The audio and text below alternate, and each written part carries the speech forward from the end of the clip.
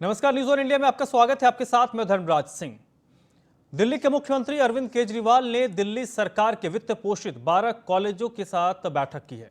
इस दौरान मुख्यमंत्री ने डीयू के कॉलेजों के शैक्षणिक तौर पर शैक्षणिक स्टाफ का वेतन देने के लिए 28 करोड़ 24 लाख रुपए जारी करने का आदेश दिया। उन्होंने कहा कि डीयू के कॉलेज विभिन्न मद में मौजूद फंड को तनख्वाह देने में इस्तेमाल कर सकते हैं, यानी इस पर कोर्ट के आदेशानुसार ही दिल्ली सरकार की फंडिंग होगी। किसी भी स्थिति में कॉलेजों के शैक्षणिक और गैर शैक्षणिक स्टाफ की तनख्वाह नहीं रुकने देंगे। हर मुद्दे को कॉलेज के साथ मिलकर सुलझाएंगे। वहीं शिक्षा मंत्री मनीष सिसोदिया ने कहा है कि दिल्ली सरकार से 100% वित्त पोषित 12 कॉलेज खर्च बढ़ाने संबंधी कोई भी फैसला दिल्ली सरकार को विश्वास में लेकर ही करे। दिल्ली सरकार और डीयू के बीच की खाई को पाटने के लिए कॉलेजों के खातों और बजट में 100% पारदर्शिता सुनिश्चित होनी चाहिए। इस दौरान कॉलेज की गवर्निंग बॉडी के सदस्य, शिक्षा विभाग के अधिकारी, कॉलेज के प्रिंसिपल और चेयरमैन मौजूद थे।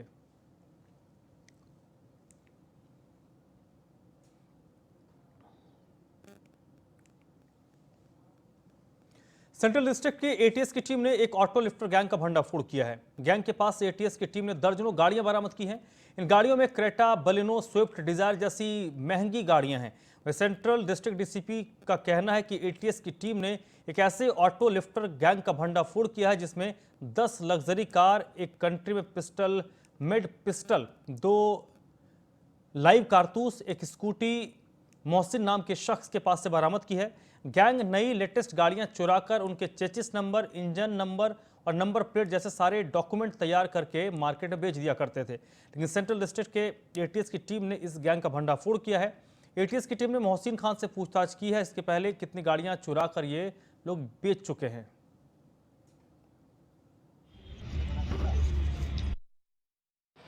सेंट्रल डिस्ट्रिक्ट की एएटीएस की टीम ने एक ऑटो लिफ्टर गैंग का भंडाफोड़ किया है। इसमें इन्होंने एक शख्स मोहसिन खान, जो कि मेरठ का रहने वाला है, उसको गिरफ्तार किया। इसमें 10 हाई एंड लग्जरी कार्स जो हैं वो बरामद की गई हैं। इस ऑटो लिफ्टिंग गैंग का जो एमओ था वो बहुत ही यूनिक था। ये जो टोटल लॉस व्हीकल्स होते हैं जो इंश्योरेंस कंपनीज़ के द्वारा कंडम कर दिए जाते हैं, स्क्रैप की गाड़ियाँ हो जाती हैं, उसको ख़रीद के सेम मॉडल, सेम कलर की गाड़ी को चोरी किया करते थे। और फिर जो टोटल लॉस का व्हीकल है उसकी रजिस्ट्रेशन नंबर, उसका इंजन नंबर, उसका चेसी नंबर, वो जो चुराई गई गाड़ी है उस पर फोर्ज कर दिया करते थे। इस तरह वो चुराई हुई गाड़ी को एक नया रूप देके उस गाड़ी को दोबारा से बेच देते थे और इनोसेंट लोग जो है उनको पता नहीं चलता था, वो ऐसी गाड़ियाँ खरीद लेते। उत्तरी दिल्ली नगर निगम के कस्तूरबा अस्पताल के रेजिडेंट डॉक्टर 3 महीने से सैलरी नहीं मिलने से नाराज पिछले 4 दिनों से हड़ताल पर हैं। नाराज डॉक्टर्स ने डिग्री वापस करने की चेतावनी दी है। डॉक्टर्स ने राइट टू सैलरी एक्ट लाने की मांग की। आर्थिक संकट से जूझ रही उत्तरी दिल्ली नगर निगम के सामने एक और संकट खड़ा हो गया है। एक बार फिर 3 महीने से सैलरी नहीं मिलने से नाराज कस्तूरबा अस्पताल के रेजिडेंट डॉक्टर पिछले 4 दिनों से हड़ताल पर हैं। नाराज डॉक्टर्स ने चेतावनी दी है कि अगर ये स्थिति बनी रही तो हमें अपनी डिग्री वापस करनी पड़ सकती है। सैलरी नहीं मिलने से नाराज डॉक्टर्स का कहना है कि वेतन नहीं मिलने से कई डॉक्टर डिप्रेशन में आ गए हैं। वहीं कईयों की स्थिति ऐसी है कि वो सुसाइड करने के लिए मजबूर हो रहे हैं। डॉक्टर्स का कहना है कि एक तरफ हमें कोरोना वॉरियर्स की उपाधि दी जाती है, वहीं हमें अपने हक के लिए सड़क पर आना पड़ रहा है। हम नहीं चाहते कि हम हड़ताल पर जाएं और मरीजों को परेशानी हो, लेकिन हम मजबूर हैं। नाराज डॉक्टर्स का कहना है कि जब स्ट्राइक करते हैं तब प्रशासन वेतन जारी करता है, अब बगैर स्ट्राइक के हमें सैलरी नहीं मिलती है। डॉक्टर्स ने कहा कि जब तक सैलरी का समाधान नहीं होता तब तक स्ट्राइक जारी रहेगी। जहाँ एक तरफ महंगाई बढ़ रही है, वहीं हमें सैलरी के लिए हड़ताल करना पड़ रहा है।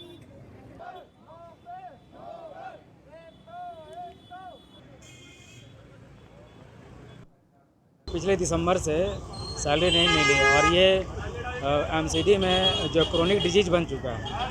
मतलब हम लोग जब तक जो स्ट्राइक नहीं करते हैं सैलरी नहीं आती है। हम लोग को मजबूर किया था स्ट्राइक करने के लिए और हम लोग चाहते नहीं हैं। हम लोग को बहुत शर्म आती है स्ट्राइक करने में, लेकिन 1 महीने के बाद भी स्ट्राइक नहीं करते हैं, 2 महीने के बाद भी नहीं करते हैं, 3 महीने के बाद मजबूरन हम लोगों को स्ट्राइक करना पड़ता है, क्योंकि जो बिना सैलरी के कोई भी सर्वाइव नहीं कर सकता है। हमारे खर्चे हैं, रेंट है, बिजली बिल है, फैमिली का खर्च है, राशन है, तो हम लोग जब जो खुद ही सर्वाइव नहीं कर पाएंगे तो फिर हम लोग पेशेंट का ट्रीटमेंट तो कर नहीं पाएंगे। तो हम लोग चाहते हैं कि इसका परमानेंट समाधान हो। जिम्मेदार तो जिसके अंदर मैं काम कर रहा हूँ मैं तो उसी को जिम्मेदार मानूंगा। अगर मैं एमसीडी के अंदर हूँ तो एमसीडी ही जिम्मेदार इसके लिए। उसका फंड कहाँ से आता है कहाँ से नहीं आता है उसका पर्सनल मुझे उससे कोई मतलब नहीं। मैं काम कर रहा हूँ एमसीडी के अंदर, मुझे एमसीडी गवर्नमेंट से मतलब मुझे सैलरी मिलना चाहिए। उन्होंने सम्मान दिया, मुझे बहुत अच्छा लगा था उस टाइम, लेकिन ऐसे सम्मान का कोई फ़ायदा नहीं कि हमारे पास पैसा ही ना हो। आप सिर्फ सम्मान दो, पैसे नहीं दो तो क्या काम। सम्मान तभी ठीक लगता है जब पैसे टाइम पे है। हम काम कर रहे हैं आपके लिए, पूरा 24 घंटा लगा रहा है हमारे लिए, सब कुछ काम हुआ सारे पेशेंट को। आज पेशेंट परेशान है, ये किसी को अच्छा नहीं लगता। कोई डॉक्टर नहीं चाहता है कि उसका पेशेंट परेशान होकर हॉस्पिटल से वापस जाए, हमें भी अच्छा नहीं लगता, लेकिन हमारी मजबूरी है, स्ट्राइक करना पड़ता है। आप ऐसे पैसा ही नहीं दे रहे। लास्ट टाइम जून में स्ट्राइक हुआ था, स्ट्राइक होने के बाद तुरंत पैसा आ गया। इसका मतलब फंड होता है, लेकिन वो वेट करते डॉक्टर को ज़रूरत है कि ज़मीन पे आप आओ, आप स्ट्राइक करो, फिर पैसे मिलेगा। पिछले साल कोविड के दौरान यहाँ कभी भी सैलरी रेगुलरली नहीं आती है। हर 3 महीने में ऐसे होता है, हम लोग वेट करते हैं अपनी सैलरी का, और जब अति हो जाती है तब हम लोग स्ट्राइक करते हैं। हमारी सिर्फ एक ही डिमांड है, एक ही हम लोग इच्छा चाहते हैं कि हमारी सैलरी। कोरोना से बचाव और सुरक्षा के लिए वैक्सीनेशन का सिलसिला लगातार चल रहा है। इसी कड़ी में मुस्लिम बहुल सीलमपुर के पूर्व विधायक चौधरी मतीन अहमद इलाके के जिम्मेदार और मस्जिद के इमाम के साथ कोविड टीकाकरण के लिए जग प्रवेश अस्पताल पहुंचे। इस मौके पर मौलाना शमीम ने कहा कि बीमारी से बचाव के जो भी तरीके हैं उन्हें अपनाना चाहिए। उन्होंने मुसलमानों से कोविड वैक्सीनेशन में बढ़ चढ़कर हिस्सा लेने का आह्वान किया। उत्तर पूर्वी दिल्ली के शास्त्री पार्क स्थित जग प्रवेश अस्पताल में केंद्र सरकार के आह्वान और दिशा निर्देश के बाद कोविड-19 वैक्सीनेशन के लिए टीकाकरण का केंद्र बनाया गया है, जहां टीकाकरण का तीसरा चरण चल रहा है। इस कड़ी में मुस्लिम बहुल सीलमपुर के पूर्व विधायक चौधरी मतीन ने जग प्रवेश अस्पताल पहुंचकर टीका लगवाया। उनके साथ मदीना मस्जिद के इमाम मौलाना शमीम, स्थानीय जिम्मेदार नागरिक और एसडीएम सीलमपुर मौजूद थे। इस मौके पर वैक्सीन लगवाने के बाद चौधरी मतीन ने कहा कि वो क्षेत्र के जिम्मेदार लोगों के साथ वैक्सीन के लिए पहुंचे हैं। हमें वैक्सीन लगवानी चाहिए और पूरे देश के लोग जो डर रहे हैं कोविड-19 के वैक्सीनेशन से, उनसे हम कहना चाहेंगे इससे बीमारी दूर होगी, इम्यूनिटी बढ़ने के साथ हम इस बीमारी से बच रहेंगे। इलाके के लोगों से आह्वान करते हुए उन्होंने कहा कि 45 साल या 60 साल से ऊपर के लोग हैं तो तत्काल उन्हें टीका लगवाना चाहिए।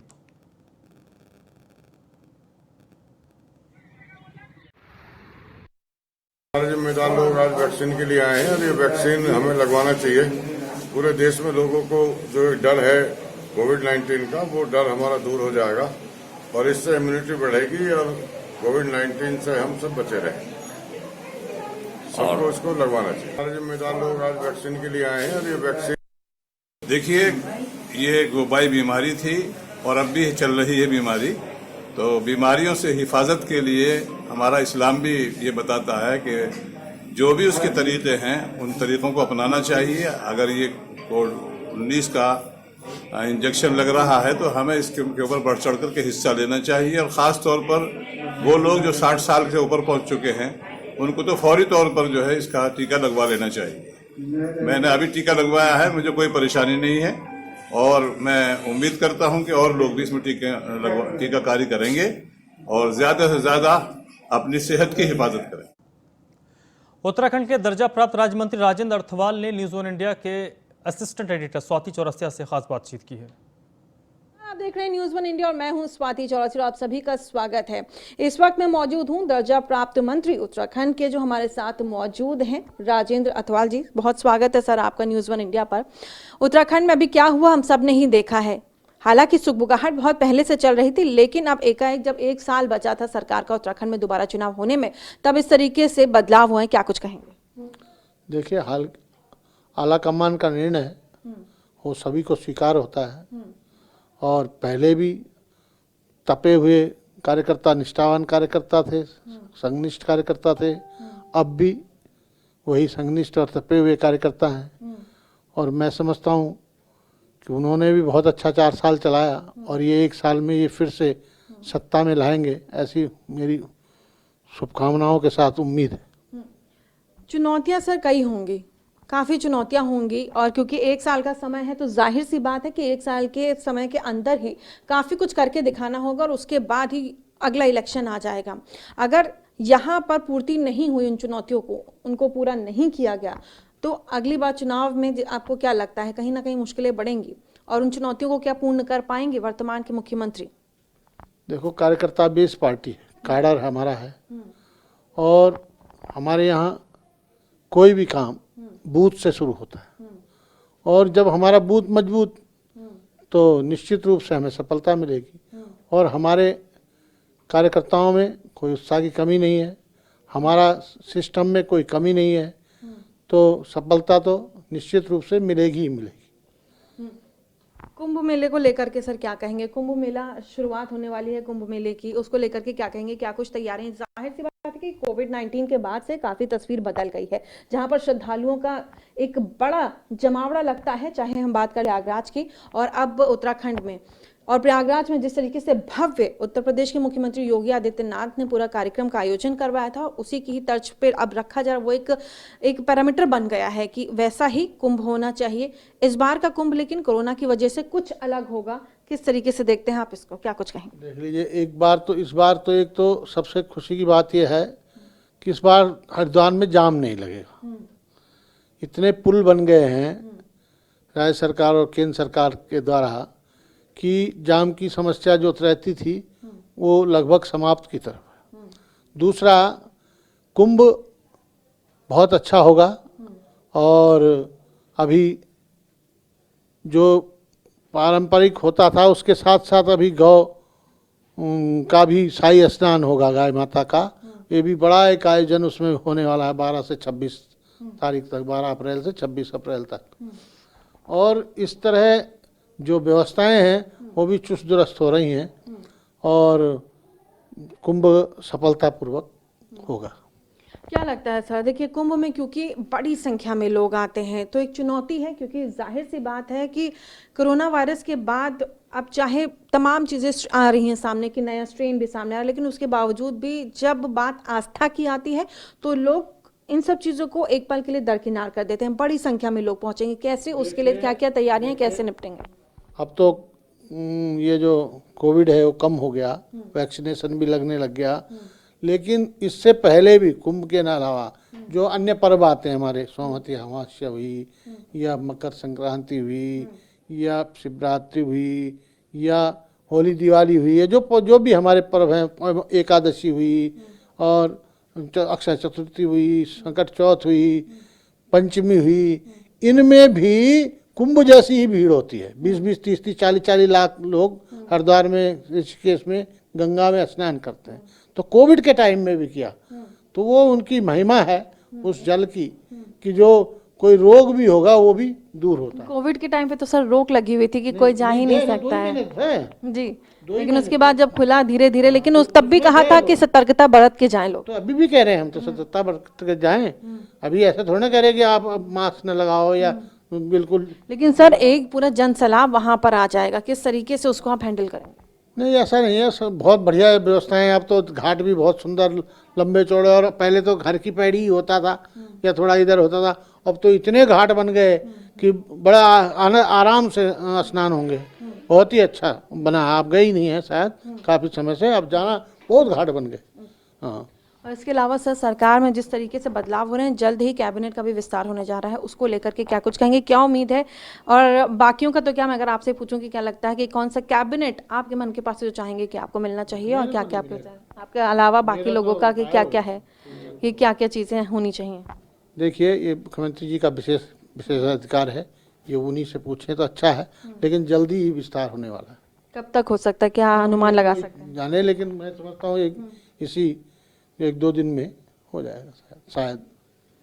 चलिए, हमारे साथ मौजूद थे राजेंद्र अथवाल जी, कैमरा पर्सन उपेंद्र के साथ स्वाति चौरसिया, न्यूज़ 1 इंडिया। उत्तर प्रदेश और बंगाल में होने वाले विधानसभा चुनाव को लेकर बीजेपी के सांसद अशोक वाजपेयी से न्यूज़ 1 इंडिया की असिस्टेंट एडिटर स्वाति चौरसिया ने खास बातचीत की है। नमस्कार, आप देख रहे हैं न्यूज़ 1 इंडिया और मैं हूं स्वाति चौरसिया, और इस वक्त मेरे साथ मौजूद हैं अशोक वाजपेयी जी। आप सांसद हैं बीजेपी से। सर, बहुत स्वागत है आपका न्यूज़ 1 इंडिया पर। धन्यवाद स्वाति जी आपके आने के लिए। सर, जिस तरीके से अभी उत्तराखंड में हमने देखा, जो तमाम बदलाव हुए हैं, उसको लेकर के भी मैं बातचीत करूंगी कि 1 साल बचा है चुनाव को लेकर के, और अब इस तरीके के बदलाव, एक ये सवाल मेरा, और दूसरा वेस्ट बंगाल में जिस तरीके से बंगाल में चुनाव होने वाले हैं, बिल्कुल सर पे हैं, उसको लेकर के जिस तरीके से बीजेपी ने एड़ी चोटी का जोर लगा दिया, क्या लगता है सर, सरकार इस बार किसकी? देखिए, जहाँ तक उत्तराखंड का सवाल है, भारतीय जनता पार्टी की हमेशा से ये नीति रही है कि नेतृत्व जिसको दिया जाता है उसको पूरा अवसर दिया जाता है कि वहाँ क्षेत्रीय जनता को भी संतुष्ट करे, अपने प्रदेश के विकास कामों को भी गति दे और जो उनका इलेक्टोरल कॉलेज है, विधायिका है, उससे भी अच्छा संवाद रखे। मैं समझता हूँ इसमें कहीं जरूर चूक हुई है और इसको लेकर के केंद्रीय नेतृत्व को वहाँ नेतृत्व परिवर्तन करना पड़ा। सामान्यतः ऐसा नहीं होता, लेकिन निश्चित रूप से ऐसी स्थितियाँ बनी होंगी जिसके कारण वहाँ के विधायकों या वहाँ के जनमत को ध्यान में रखते हुए वहाँ ये परिवर्तन किया गया और उसके अच्छे परिणाम दिखाई पड़ रहे हैं। परिवर्तन के बाद जनता में ज़्यादा उत्साह दिखाई पड़ रहा है और विधायक भी संतुष्ट दिखते हैं। इससे मुझे लगता है कि यही सब स्थितियां रही होंगी जिनके चलते उत्तराखंड में परिवर्तन हुआ। लेकिन ये पार्टी के संगठन का आंतरिक मामला है। वो हमारे पूर्व मुख्यमंत्री भी पार्टी संगठन के बहुत महत्वपूर्ण व्यक्ति थे और जिनको दायित्व दिया गया, सब मिलकर के पार्टी को कामयाब बनाने में, जिताने में, अगले चुनाव में सबकी महती भूमिका होगी। इससे कोई बड़ा परिवर्तन, कोई बहुत अंतर नहीं पड़ने वाला। जहाँ तक सवाल है वेस्ट बंगाल का, वहाँ पर भारतीय जनता पार्टी ने लोकसभा के चुनाव में ही जिस तरह का प्रदर्शन किया था, 18 लोकसभा सीटें भारतीय जनता पार्टी जीत कर के आई थी और शेष सीटों पर सीधे मुकाबले में थोड़े थोड़े अंतर से चुनाव हारी थी। उसी समय लग गया था कि आने वाले दिनों में वहाँ बंगाल की जनता बदलाव चाहती है और आज स्थिति है कि बंगाल की जनता ने फैसला कर लिया है कि 10 साल से चलने वाली तृणमूल कांग्रेस की सरकार से लोग ऊब चुके हैं, उसके भ्रष्टाचार से, उसके कटबनी से और उसके आचरण से, परिवारवाद से जनता वहाँ की त्रस्त हो चुकी है और जनता अब तृणमूल कांग्रेस से मुक्ति चाहती है। भारतीय जनता पार्टी की सरकार वेस्ट बंगाल में बनने जा रही है। जिस तरह की भीड़ें हमारे नेताओं के मीटिंगों में उमड़ रही है, जिस तरह से जनता आगे बढ़ कर के भारतीय जनता पार्टी के प्रत्याशियों के समर्थन में निकल रही है, उससे लगता है कि वहाँ भारतीय जनता पार्टी की सरकार बनेगी। सर बहुत शुक्रिया हमसे जुड़ने के लिए। और यूं तो मैं जानना चाहती थी कि मैं अब इस बातचीत को यहीं पे ख़त्म करूं, लेकिन उत्तर प्रदेश के चुनाव भी अगले साल हैं और उसको लेकर के भी मैं चाहूँगी कि आप उस पर अपना विचार रखें कि क्या लगता है इस बार जिस तरीके से छोटी छोटी पार्टियों को संगठित करके जो उत्तर प्रदेश में तमाम अन्य पार्टियां हैं बीजेपी को छोड़ करके वो एक साथ आने की बात करें, फिर चाहे हम आम आदमी पार्टी की बात करें, फिर चाहे हम बात करें समाजवादी पार्टी की या प्रगतिशील पार्टी की, वहीं मायावती कह रही हैं कि वो चुनाव अलग से लड़ेंगे। और क्योंकि आप उत्तर प्रदेश से आप आते हैं, इस वजह से आपसे सवाल कि क्या लगता है इस बार जो ये छोटे छोटे संगठन एक साथ जुड़ रहे हैं, क्या बीजेपी के लिए बड़ा कंपटीशन होंगे? देखिए स्वाति जी, लोकतंत्र में हर चुनाव एक बड़ी चुनौती हुआ करता है, लेकिन भारतीय जनता पार्टी की पिछले 4 वर्षों की सरकार ने प्रदेश में जो विकास के काम किए हैं, जो लोक कल्याणकारी योजनाएं चलाई हैं और कोविड-19 जैसी महामारी में सारी दुनिया की महाशक्तियां भी जिससे त्राहिमाम मांग गई और ऐसे समय में भी उत्तर प्रदेश की जनता को किसी प्रकार की असुविधा नहीं होने पाई। ये सारी चीज़ें जनता के ध्यान में हैं और जब भी उत्तर प्रदेश विधानसभा का चुनाव होगा, मुझे लगता है कि जनता का जो जनमत है वो भारतीय जनता पार्टी के साथ होगा। ये सही है कि तमाम छोटी छोटी पार्टियां जिनको जनता ने कई बार नकार दिया है और जनता से जो पूरी तरीके से विमुख हो चुकी है, ऐसी पार्टियां कई इकट्ठा होकर के ये प्रयास कर रही हैं कि भारतीय जनता पार्टी की रास्ते को कठिन बनाने में, लेकिन वो सारे उनके प्रयास सफल नहीं होंगे। उत्तर प्रदेश की जनता भारतीय जनता पार्टी और भारतीय जनता पार्टी के राष्ट्रीय नेतृत्व में पूरी आस्था रखती है। योगी आदित्यनाथ ने जिस ईमानदारी और परिश्रम के साथ उत्तर प्रदेश की व्यवस्था को संचालित किया है, उत्तर प्रदेश के विकास को गति दी है और जनता को भयमुक्त बनाने का काम किया है, उससे आने वाले दिनों में भारतीय जनता पार्टी की सरकार पूर्ण बहुमत के साथ बनेगी, इसमें कहीं कोई संदेह नहीं है। बहुत शुक्रिया सर हमसे जुड़ने के लिए और विस्तार से अपने विचार रखने के लिए। तो ये थे मेरे साथ अशोक बाजपेयी जी, सांसद बीजेपी से। कैमरा पर्सन उपेंद्र के साथ स्वाति चौरसिया, दिल्ली। दिल्ली के नांगलोई में शादी समारोह से अपने घर की तरफ लौट रहे युवक की स्कूटी एक बाइक से टकरा गई। टक्कर के बाद कहासुनी हुई और बात इतनी बढ़ गई कि 2 युवक की हत्या हो गई। जानकारी के मुताबिक दोनों युवक नांगलोई के रहने वाले थे, जिनका नाम रोहित और घनश्याम है। दोनों युवकों की हत्या कर दी गई। फिलहाल दिल्ली पुलिस ने मामले में टीम को गठित करके दोनों युवकों को पकड़ा है। वहीं घनश्याम हरियाणा डेयरी पर पिछले कई सालों से काम कर रहा था। रोहित पिछले कई महीनों से दिल्ली सिविल डिफेंस में तैनात था। परिवार वाले अब न्याय की गुहार लगा रहे हैं। मामला रात को रोहित और घनश्याम दोनों शादी में जाने की बात कह रहे थे, तो दोनों शादी में गए हैं और वापस नहीं लौटे शादी से। तो सुबह मेरे पास फ़ोन आया 3 बजे करीब रोहित के पापा का कि आप कहाँ पे हो। मैंने कहा मैं तो घर पे हूँ। तो बोले क्या वो घनश्याम और रोहित आ गया वहाँ पे। मैंने कहा एक बार चेक करता हूँ, नीचे तो नहीं सो गए। नीचे जाके देखा तो नीचे वाले कमरे में नहीं सो रहे थे, कोई भी नहीं था। तो फिर मैं वापसी जाके इसको कॉल किया 3:30 बजे। मैंने कहा कुछ पता लगा? कह रहा मैं तो थाने में बैठा हूँ रात को 1 बजे से, लेकिन अभी तक किसी का कोई पता बता ही नहीं रहा, कोई कुछ बाहर ही बैठाए रखा हमें। फिर 4 बजे इसका फ़ोन आया मेरे पास, रोहित के पापा का।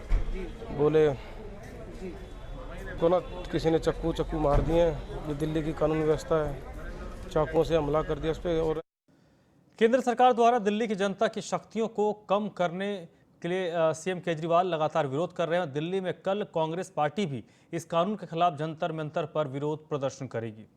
इसकी पार्लियामेंट में एक बिल प्रस्तुत किया गया है, वो बिल दिल्ली से संबंधित है। यानी कि इस बिल के पास होने के बाद दिल्ली की जो चुनी हुई सरकार है, या मैं यूँ कहूँ कि दिल्ली की जनता के जो अधिकार हैं, उन अधिकारों में कटौती करके दिल्ली के उपराज्यपाल साहब को वो ताकतें दी जाएंगी। अफसोस इस बात का है जो आज दिल्ली के मुख्यमंत्री बनकर के दिल्ली में राज कर रहे हैं अरविंद केजरीवाल, आज तक मौन क्यों हैं। 3 फरवरी लगभग 50 दिन पूर्व इस बिल को कैबिनेट के बीच में लाया गया था। इन 50 दिनों के बीच में एक बार भी प्रयास अरविंद के द्वारा नहीं किया गया, ना उनकी पार्टी के सांसदों के द्वारा इस तरह का प्रयास किया गया कि इस बिल को रोका जाए। मैं पूछना चाहता हूं अरविंद केजरीवाल से कि आपने इस बिल की रोकथाम के लिए कभी कोई समय देश के प्रधानमंत्री या देश के गृह मंत्री से कभी आपने समय मांगा हो, या इसको लेकर के कोई पत्र लिखा हो? कहीं ना कहीं आपकी जो भूमिका है वो संदेह के घेरे में, कहीं ना कहीं ये दिल्ली, और मैं स्वयं से भी कहना चाहता हूँ कि आप जिस तरह से कठपुतली बन के भारत सरकार या भाजपा की सरकार कि आप कठपुतली बन के दिल्ली के ऊपर राज कर रहे हैं, ये उचित। इस बुलेटिन में फिलहाल इतना ही।